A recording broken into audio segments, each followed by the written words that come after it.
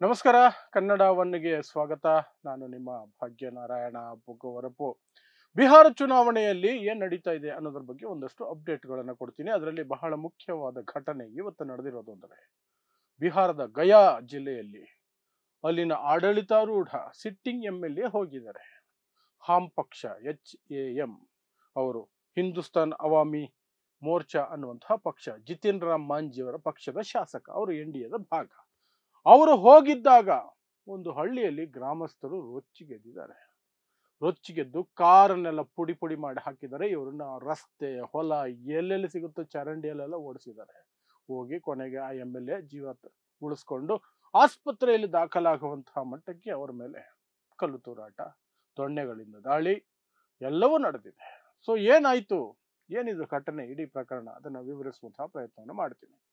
So Bihar ಚುನಾವಣೆ ಹಿನ್ನೆಲೆಯಲ್ಲಿ ಎಲ್ಲ ಕಡೆಯೂ ಸಹ ಪ್ರಚಾರಗಳು, ಅಬ್ಬರದ ಪ್ರಚಾರ ನಡೀತಾ ಇದೆ. ಅದೇ ಆ ಪ್ರಚಾರದ ಭಾಗವಾಗಿ ಗಯಾ ಜಿಲ್ಲೆಯಲ್ಲಿರುವಂತಹ ಟಿಕಾರಿ ಅನ್ನುವಂತಹ ಕ್ಷೇತ್ರದಲ್ಲಿನ ಧಿಗೋರಾ ಅನ್ನುವಂತಹ ಗ್ರಾಮ, ಗಯಾ ಜಿಲ್ಲೆ ಟಿಕಾರಿ ಕ್ಷೇತ್ರ ದಿಘೋರಾ ಅನ್ನುವಂತಹ ಗ್ರಾಮ, ಅಲ್ಲಿನ ಸಿಟ್ಟಿಂಗ್ MLA HAM ಪಕ್ಷದ, ಹಾಮ್ ಪಕ್ಷದ ಜಿತಿನ್ ರಾಮ್ ಮಾಂಜಿಯವರ ಪಕ್ಷ, ಅದು ಹಿಂದೂಸ್ತಾನ್ ಅವಾಮಿ ಮೋರ್ಚಾ ಅಂತ, ಆ ಪಕ್ಷದ ಸಿಟ್ಟಿಂಗ್ MLA ಹೋಗಿದ್ದಾರೆ ಪ್ರಚಾರಕ್ಕೆ.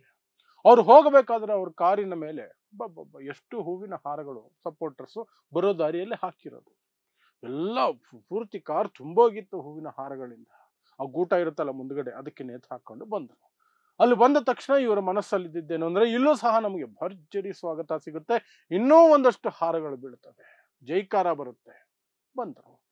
ಆದರೆ ಅಲ್ಲಿನ ಜನ ಇವರನ್ನ ಹೂವಿನ ಹಾರದಿಂದಲ್ಲ, ಇಟ್ಟಿಗೆಗಳು, ಕೋಲುಗಳು, ದೊಣ್ಣೆಗಳು, ಕೈಯಲ್ಲಿ ಮಾರಕಾಸ್ತ್ರಗಳಿಂದ ಸ್ವಾಗತ ಮಾಡಿಬಿಟ್ರು. ಕಾರಣ ಇಷ್ಟೇ, ಅವ್ರು ಕೇಳ್ತಾ ಇರುವಂತಹದ್ದು, 5 ವರ್ಷಗಳ ನಂತರ ಮುಖ ತೋರಿಸ್ತಿದ್ದೀರಿ, 5 ವರ್ಷಗಳ ಹಿಂದೆ ಬಂದಿದ್ರಿ, ಆ ಕಡೆ ದೆಹಲಿಯಲ್ಲಿಂದ ಬರುವಂತಹ ಮೋದಿಯವರು ಡೈಲಾಗ್ ಹೊಡಿತಾರೆ, ನಿತೀಶ್ ಕುಮಾರ್ ಡೈಲಾಗ್ ಹೊಡಿತಾರೆ, ನೀವು ಡೈಲಾಗ್ ಹೊಡಿತೀರಿ, ನಿಮಗೆ ಎಲ್ಲ ಕೊಡ್ತೀವಿ ಅಂತ, ಡೆವಲಪ್ಮೆಂಟೋ ಡೆವಲಪ್ಮೆಂಟ್, ಅಭಿವೃದ್ಧಿಯೋ ಅಭಿವೃದ್ಧಿ ಅಂತ ಹೇಳಿದ್ರೆ, ಬಟ್ ಈ ಗ್ರಾಮಕ್ಕೆ ಇಲ್ಲಿಯವರೆಗೆ ಒಂದು ರಸ್ತೆ ಆಗಿಲ್ಲ, ಒಂದು ಚರಂಡಿ ವ್ಯವಸ್ಥೆ ಆಗಿಲ್ಲ, ಕುಡಿಯೋ ನೀರಿನ ಸಮಸ್ಯೆಗೆ ಪರಿಹಾರ ಆಗಿಲ್ಲ, ಬಡತನ ಹೋಗಿಲ್ಲ, ಕೆಲಸ ಸಿಕ್ಕಿಲ್ಲ, ಏನಂದ್ರೆ ಏನು ಮಾಡಿಲ್ಲ.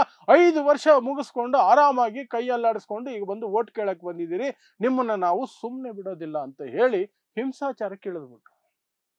ಏನು ರಕ್ಷಣೆಗೆ ಪೊಲೀಸರು ಅಡ್ಡ ಬಂದ್ರು ಬಿಡ್ಲಿಲ್ಲ, ಓಡಿಸ್ಕೊಂಡು ಹೋಗ್ತಿದ್ದಾರೆ. ಕಾರ್ ಹತ್ರ ಓಡಿಸ್ಕೊಂಡು ಹೋದ್ರು. ಕಾರ್ ಹತ್ತಿದ್ರೆ ಸಿಗಾಕೊಳ್ತೀವಿ ಅನ್ನೋ ಡೌಟ್ ಬಂದ್ಬಿಡ್ತು ಸಾಹೇಬರಿಗೆ, MLAಗೆ. ಆ MLA ಹೆಸರು ಹೇಳೋದು ಮರ್ತೋಗ್ಬಿಟ್ಟೆ ನಾನು, ಅನಿಲ್ ಕುಮಾರ್ ಅಂತ, ಹಾಮ್ ಪಕ್ಷದ MLA. ಕಾರ್ ಮೇಲೆ ಇಟ್ಟಿಗೆ, ಕೋಲು, ದೊಣ್ಣೆ ಏನೇನ್ ಸಿಗುತ್ತೆ ಎಲ್ಲ ಎಸ್ತಿದ್ದಾರೆ. ಸೊ ಹಾಗಾಗಿ ಕಾರ್ ಹತ್ತೋದಕ್ಕೆ ಅವಕಾಶ ಇರಲಿಲ್ಲ, ಬಿದ್ರು ಹೊಲದ ಕಡೆಗೆ.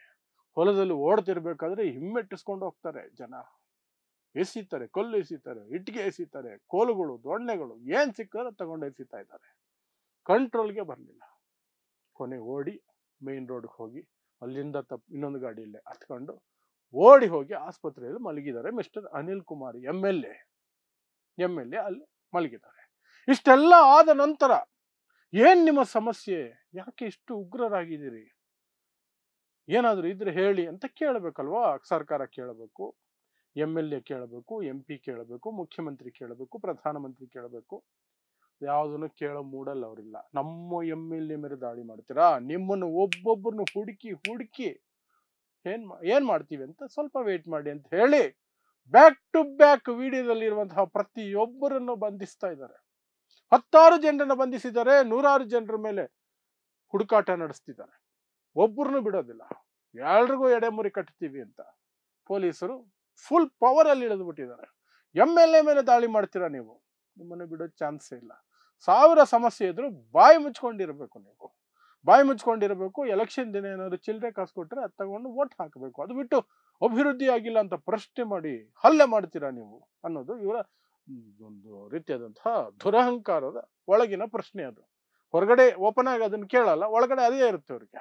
ನಿಮಗೆ ಚುನಾವಣೆ ದಿನ ಒಂದಷ್ಟು ಹೆಂಡ, ಸೀರೆ, ರವಿಕೆ ಏನೇನೋ ಕೊಡ್ತೀವಲ್ಲ, ಕಾಸು ಎಲ್ಲ ಕೊಡ್ತೀವಲ್ಲ, ಅದನ್ನ ತಗೊಂಡು ಬಾಯಿ ಮುಚ್ಕೊಂಡು ವೋಟ್ ಹಾಕಬೇಕು ನಮಗೆ. ಅದು ನಾವು ಯಾರು, ಯಾವ ಮೈತ್ರಿಯಲ್ಲಿರೋದು, NDA ಮೈತ್ರಿ ಅಂದ್ರೆ ಏನು?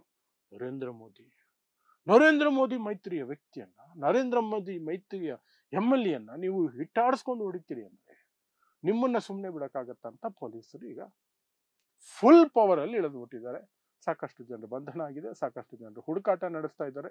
ಅವ್ರ ಮೇಲೆಲ್ಲ ಸೀರಿಯಸ್ ಸೆಕ್ಷನ್ಗಳನ್ನ ಹಾಕ್ತಿದ್ದಾರೆ. ಅಟೆಂಪ್ಟ್ ಟು ಮರ್ಡರ್ ಇಂದ ಹಿಡಿದು ದಾಳಿ, ಹಲ್ಲೆ, ದಂಗೆ,